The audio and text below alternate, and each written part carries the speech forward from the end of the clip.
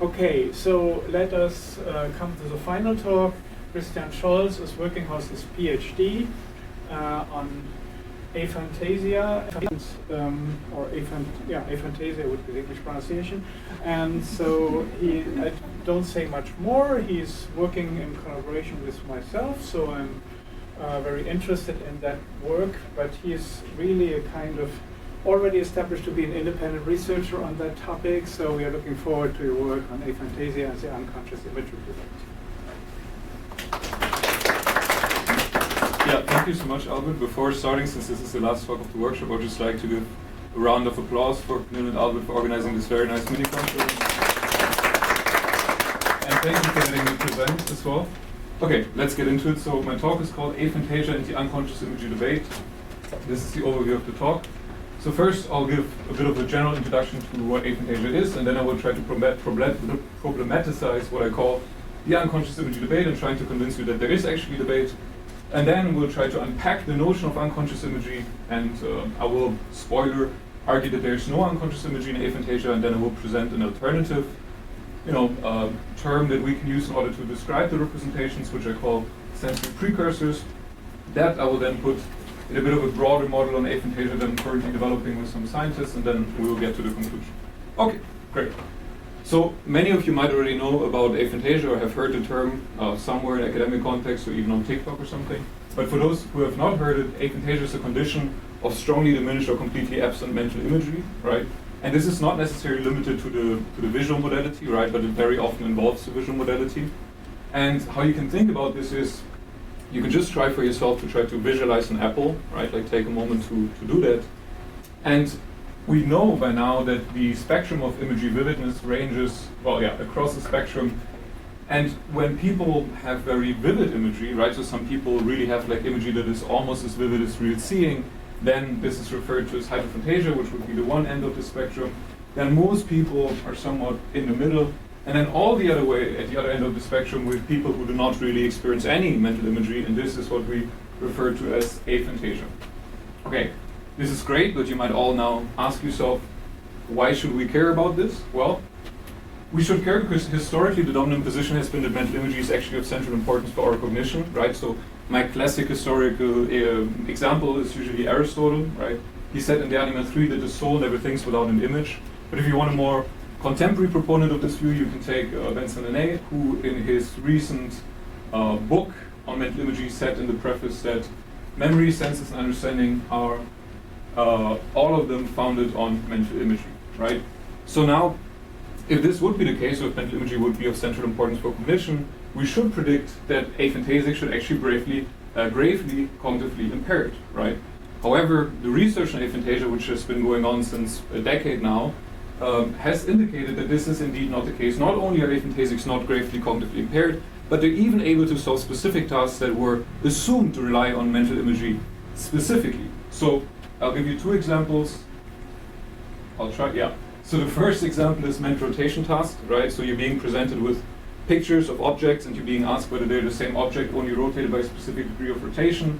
And when this came up in the 1970s with Shepard and Metzler, the intuition was that people really kind of like visualize these objects holistically and then rotate their mental images in order to see whether they match, right? However, aphantasics are able to do this, and some studies even find that they have a higher accuracy than typical visualizers on mental rotation tasks, right? And then secondly, there's also something that we can think about as visual knowledge questions, right? Like I might ask you, okay, which green is darker, the green of grass or the green of pine trees? And many people would then maybe like visualize grass and visualize pine trees and then read the answer of their mental image, so to speak. But here again, aphantasics can actually solve this task just fine. And this brings us to what I refer to in the past as the puzzle of aphantasia competency, namely the question of how can aphantasics, so people who supposedly lack mental imagery, solve visual imagery tasks, right? And you can also plug it in for different modalities as well. And there are different potential answers. I'll just use my... I think you need to point it at the computer. Oh, here! Well, that makes so much more sense. This could have been even more embarrassing than it already was. Okay, perfect. So there can be different solutions to this puzzle. One that I advocated for in the past as well is the alternative strategies idea. So aphantasics are simply using alternative strategies that do not require or involve imagery, right? But a new solution that was proposed more recently, is what might be referred to as unconscious imagery. So this is the idea that aphantasics merely lack conscious experience of imagery, but they might still have what is referred to as unconscious imagery. And we'll dive deep into what that might actually mean, because this is the target for the presentation today. Okay, great.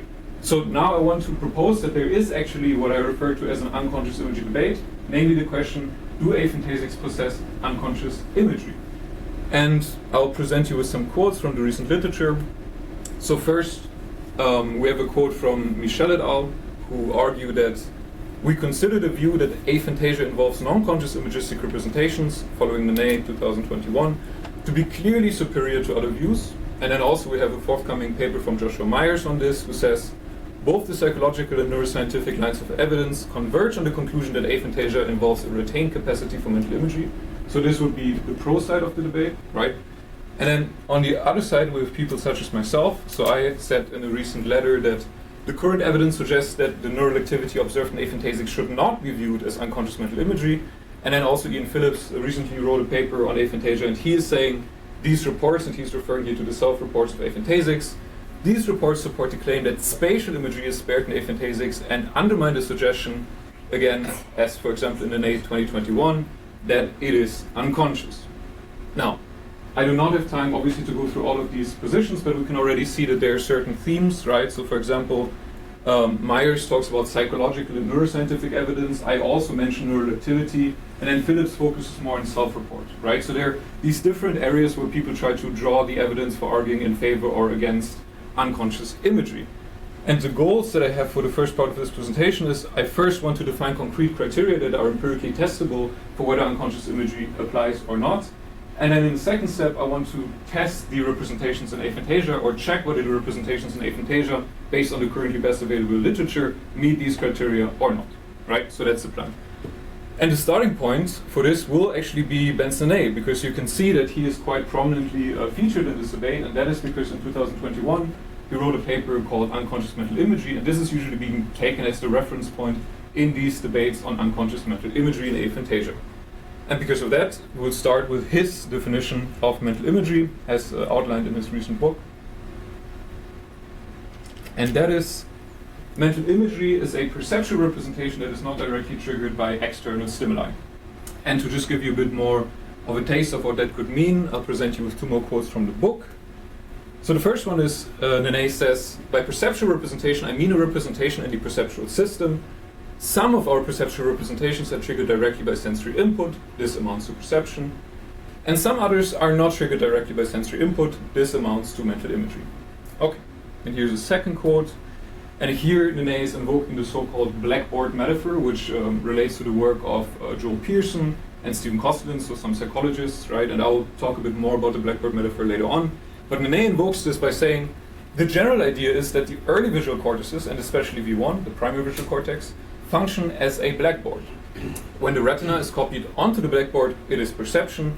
When any other mental process draws on the blackboard, it is mental imagery.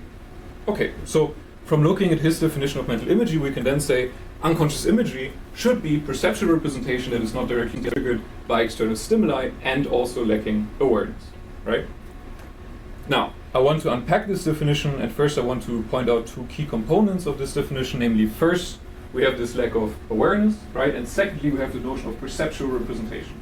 And now I want to unpack these two key components into three criteria. And we start with lack of awareness, which, pretty much just becomes the awareness criterion. So the awareness criterion says that the agent reports no imagery experience. So this is on the phenomenological level, on the self-report level, right? And then perceptual representations we can unpack in two different criteria. The first one is what I call the formal criterion. This is on the neuroscientific level, right? And here we want to say that the neural representations are actually perception-like. And what I mean with that, I will talk about in a second. But we also have a second criterion that flows from that, namely what I refer to as the function criterion, which is on the functional level. And here I want to see whether the representations function like perceptual representation. And again, I will explain in a bit what I actually mean by that. Now, I have to Well, here's first an overview. So basically, this is the definition, right, that we have of unconscious imagery, and here are the 3 criteria. And now we want to see whether the representations in aphantasia that we observe actually meet these criteria or not, right? And I have to let you down a little bit, because I'll actually skip over the first criterion. I will not really care about the awareness criterion. Indeed, I will concede to the proponents of unconscious imagery. Sure, maybe this is met. There is some debate on this though. For example, Phillips and Tang argue against this, also McKilliam and Kierberg in the recent publications. But I would like to maybe move this to the Q&A so that we have more time for stuff that I'm a little bit more interested in. So let's just say, okay, we grant to the proponents that the awareness criterion is met. Sure, agents do not report imagery experience. Now, let's get to the interesting stuff, the formal criterion. Now, the formal criterion is the criterion that the representations in aphantasics on the neuroscientific level are perception-like. What does that mean? For that, I suggest that we revisit the blackboard metaphor that was invoked, right? So the idea is that in the visual cortex, especially in the primary visual cortex, we have this sort of representational blackboard, and that perception and mental imagery can both sort of draw on this blackboard.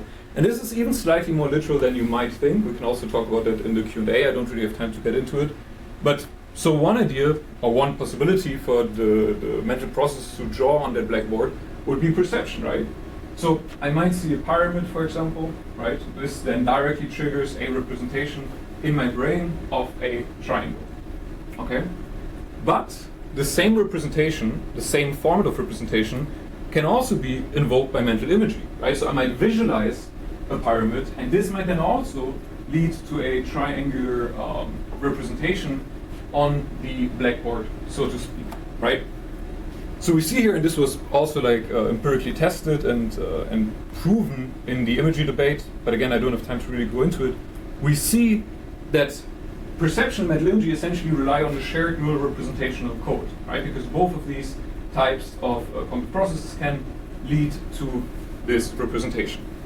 And because of that, in a recent letter, I proposed together with some others that the agent, in order for the representation to be perception-like according to the formal criterion, we would want to see that the agent is actually utilizing shared representations with perception. And we looked at this, so we didn't do any experiments, but we reviewed the available evidence that is there. Oh, sorry, one more small thing. Because we so far looked at mental imagery that is conscious, right? But Benson may also expect this to hold for unconscious imagery. This is also important to mention, so here's a quick quote on that. He says, "Suppose that I attack the direction-sensitive neurons firing in a triangle shape in your primary visual cortex. In this case, I can conclude that you have mental imagery of a triangle. It does not matter what you are introspecting," right? So this is the important thing for the unconscious imagery. So even if you do not have an experience of visualizing a pyramid, if you're sort of like unconsciously visualizing it, we would still expect to see this sort of neural representational code. And this is exactly what we looked at in the letter. All right. So I will not take you through all the result in this figure, but the important thing to notice is this point. So in order to assess shared representations, we use two neuroscientific methodologies, or we looked at papers who use two different neuroscientific methodologies, namely representational overlap and cross-recordability, which are related but a little bit different. And what we can see here is that in typical imagers, indeed we have representational overlap and cross-recordability between a perception condition and an imagery condition, right? But in the aphantasics, we do not have that. We have neither representational overlap nor cross-recordability. And interestingly enough, this paper that looked at representational overlap looked at higher visual areas, and this paper that looked at cross-recordability looked at early visual areas. So neither in early nor in higher visual areas do we seem to have this sort of perceptual shared representational code that we do find in typical visualizers when they attempt to visualize. Okay, so because of this, we argued in the letter that the representations in aphantasics do not rely on shared representations, or at least it looks like that, and therefore we should not view them as being perception-like. Now, some people have pushed back on this. So for example, Chang et al. Responded to our letter, and they said that, well, maybe aphantasics have perceptual representations, but maybe they're just distorted. And because they're distorted, they cannot be cross-decoded, right? So that was like one position that has been raised against our point. And then I also talked with Michel in the personal communication, and he said that, well, maybe shared representations would be sufficient to find unconscious imagery, but they might not be necessary, which is also, I think, a very fair point to make. And then Nene himself, he's a bit between the chairs, I would argue, because it seems that he very heavily implies shared representations because he invokes the blackboard metaphor, and I showed you all the quotes, right? So it seems that he would want this to be a relevant criterion. But then in a footnote of his book, he also says that he does not want his definition of mental imagery to be interpreted in a neuroanatomic way, but rather in a functional way, right? And this would then bring us to the function criterion. But before we go there, how do we now evaluate the formal criterion? Well, I would argue it's debatable, right? I personally would argue that the formal criterion is not met because I think the shared representational code is very important. But we've seen other people that disagree, so it's still up for debate, so I put it as a maybe. And with that, we move to the function criterion. Okay, what is the function criterion? Well, we said that the representations should function like perceptual representations, and what does that mean? Again, we can take a primer from Nene. So he says, we could infer that the subject had unconscious mental imagery if this unconscious imagery primes her in the same way conscious imagery does, right? So this brings us to the first part of the function criterion, namely that we would expect the representations in aphantasics, if they are unconscious imagery representations or if they are perceptual representations, essentially to prime in the same way that conscious imagery would do. So for example, we know that imagery can prime binocular rivalry task, and there's also recent evidence that it might prime the Stroop task in certain ways, right? So this is the first point, but I would like to now add a second part to the function criterion, namely that we should also expect the representations to lead to the same physiological correlate that we observe with imagery representations. So just to give you one example, if we look at a very bright stimulus like the sun, our pupils constrict, right? And it was found that even when we visualize a very bright stimulus, our pupils also constrict, right? And this is something that we're not really aware of. This is just something that happens on a physiological level, right? And this would be an example of the physiological profile that we're expecting, or also that imagery can influence your galvanic skin response, so how much you sweat, for example. And I don't have time to go through all the empirical evidence, but I can just say very briefly that actually none of this happens in aphantasia. So aphantasics are not primed on binocular rivalry task. They're also not primed in the same way on the Stroop task. They do not have an increased galvanic skin response, and they also do not show this pupillary constriction that we would expect, right? So based on these criteria that I've laid out for the function criterion, I think it is actually very fair to say that, well, the function criterion is not met. Now, I would say that the findings on the function criterion corroborate the findings of the lack of shared representations with respect to the formal criterion, suggesting that the representations are actually distinctly non-perceptual, both in format and in function, right? And because of that, to make the way around back to the definition of Nene, because Nene defines unconscious mental imagery as perceptual representations, I would argue that we should not refer to the representations in aphantasics as unconscious imagery, right? Because it doesn't meet these criteria for perceptual representation. Okay, but the question then is, well, we still have these representations, so what are they then? And this brings me to the slightly more speculative part of this talk, where I try to present an alternative solution to this. The idea being that maybe the representations in aphantasics is what we could refer to as sensory precursors, namely pre-conscious sensory codes that are not yet transformed into perceptual representation, so they're in a pre-perceptual state. Now, what do I mean by that? For that, I refer to, so we can now try to actually plug in the sensory precursors here, right? It's a different definition, and we can see that the profile with respect to the criteria actually differs quite significantly from that of unconscious imagery. And I said that, well, maybe these sensory precursors are not yet perceptual representations, so what do I mean by that? Which processes will be necessary in order for them to become perceptual? This is part of a theory that I have developed with some neuroscientists and psychologists recently, and this is what we refer to as the integration model of aphantasia. The idea being that mental imagery is not just the reactivation of sensory representations, as is usually assumed, for example, by Joel Pearson or Stephen Koslin, but it is actually the result of a multi-level integration process. And aphantasia then may result if one of these integration processes fails.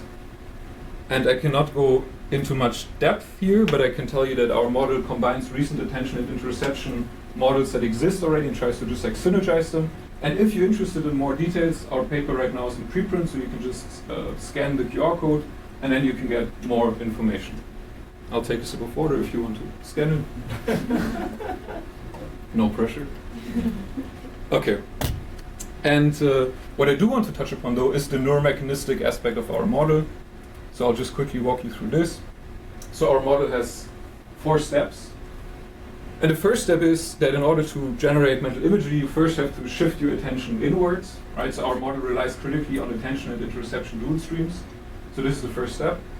Then the second step would be the reactivation of the sensory precursors. So this basically means that sensory codes are being reactivated in, here for example, in the visual cortex, but also, for example, in the auditory cortex, right?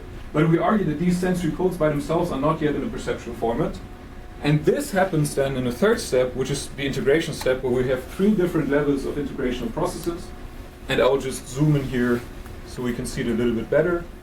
So first, we have what we call local integration. So they're like the different sensory precursors that are within the same modality, let's say in the visual cortex, would be integrated locally. And this is then also what we argue would lead to a perceptual format. We have a second integration, which is a multimodal integration, where then the perceptual representations that come, for example, from the visual modality are combined with those that come, for example, from the auditory modality, for example, right? So we end up with multimodal representations. And then lastly, we have something that we refer to as self-referential integration, where this also then becomes integrated with interoceptive and bodily signals, and this gives you a sort of sense of agency and ownership with respect to your mental imagery experience, right? Okay, so this is the outline of the model. The fourth step then is that essentially after all this happens, we do not yet have consciousness, there still needs to be one more step of amplification. And this is kind of similar to the idea of global broadcasting and global neuronal workspace theory, right? So this is also necessary in order for actually imagery experience to happen, even if you already have integrated perceptual or even multimodal representations, right? And the point that we make with respect to sensory precursors is that in aphantasics, it seems that already this local integration is set in most aphantasics, because there might still be a heterogeneity of different aphantasia subtypes, but at least with respect to the aphantasics that I have discussed that were tested with the research that I've presented earlier, it seems that they do not achieve local integration, so they fail at achieving this integration of sensory precursors into perceptual representations, right? That is the theory that we have with respect to unconscious imagery. And here we have like a little table just summarizing again, because I mentioned already there might be different subtypes, right? So we don't want to categorically exclude that there could be an unconscious imagery subtype in aphantasia. But the precursor subtype that we refer to actually has this profile, right? So representational type would be the precursors, and functional profile would be indeed no priming effects, no physiological correlate, and the level of deficit would be that step 2 succeeds, so the sensory precursors are reactivated, but then 3.1, the local integration fails. Then if we would have unconscious imagery, then we would expect that they're at least perceptual, at least locally integrated representations. This would then count as a bona fide unconscious imagery subtype. And we would then also expect to have these priming effects, right? So we expect the representations when they're at the perceptual level to then drive these priming effects in binocular rivalry and Stroop and so on and so forth, even unconsciously, right? So here then we would expect that step 3 or at least step 3.1 succeeds, but then maybe step 4 fails, we don't have this global broadcasting, therefore there's no experience, and this would then actually be unconscious imagery. And lastly, this might also be interesting, I haven't mentioned this yet, but there's something called hypophantasia, so this is strongly diminished imagery. People still have an experience, but it's strongly diminished. So what might happen here is that, well, step 3 works out, but it's kind of weak, so there's only weak integration that happens. But step 4 works, right? So this weak representations are then globally broadcasted, leading to a weak imagery experience, and we would also expect the priming effects to happen. Okay, so we can see that basically the precursor subtype is not the same as the unconscious imagery subtype, and while the current evidence, as I've reviewed, suggests that the precursor subtype is indeed the most prevalent case, we do not yet really have any evidence for this unconscious imagery subtype, though it remains a possibility. Great.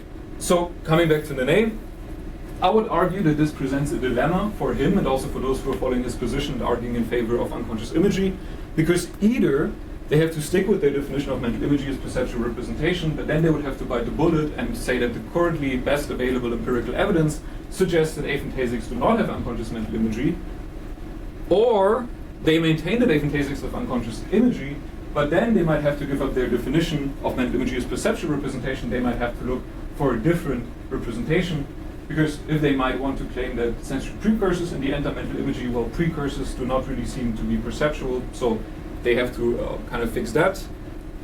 But then there's like a hidden option where maybe they want to maintain their definition and their position, and they want to argue that sensory precursors are indeed perceptual. But then I would say the burden of proof is on them to show why they would be perceptual if the former criterion arguably is not met and the function criterion is definitely not met, right? Okay. So from this, let's come to the conclusion. So first, I've argued that there is what I call the unconscious imagery debate, namely the debate on whether aphantasics have unconscious imagery or not, right?